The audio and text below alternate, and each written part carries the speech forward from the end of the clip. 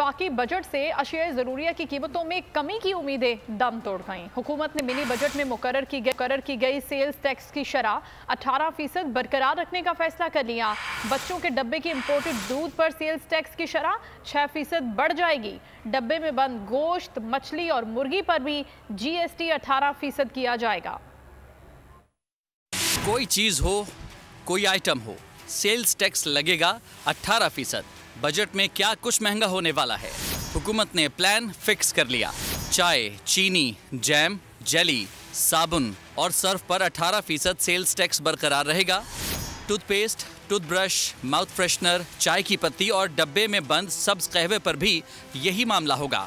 जराये के मुताबिक बच्चों के इम्पोर्टेड दूध पर सेल्स टैक्स 6% बढ़ाया जाएगा। डब्बे के दूध पर इस वक्त सेल्स टैक्स की शरह 12% है।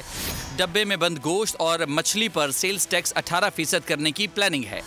डब्बे में बंद मुर्गी और उसकी दीगर अशिया पर भी सेल्स टैक्स 18% किया जाएगा। जराये के मुताबिक इजाफी सेल्स टैक्स फरवरी में मिनी बजट में आयद किया गया था। यही शरह विफाकी बजट में भी बरकरार रखी जाएगी। अशिया ज़रूरिया पर सेल्स टैक्स 18% बरकरार। इंतजार था ना, चलो इस बार वो करते हैं जो इससे पहले किया ही नहीं।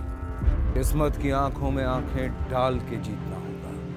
सब में है शेर जैसी राह, जर्रा जर्रा भी हर कंटेस्टेंट को लगेगा पहाड़। लड़खड़ाना नहीं है, खोल दो अपने पंख अगर आसमान छूना है। अबे लग रहा है ये सब पहले भी कहीं सुना है। एंटरटेनमेंट की गारंटी जनाब, क्योंकि यहाँ खेलोगे कूदोगे तो बनोगे नवाब। खुश रहो पाकिस्तान।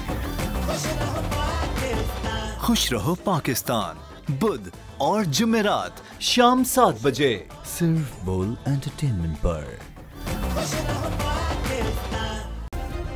सब्सक्राइब करें और बेल दबाएं ताकि कोई खबर रह न जाए।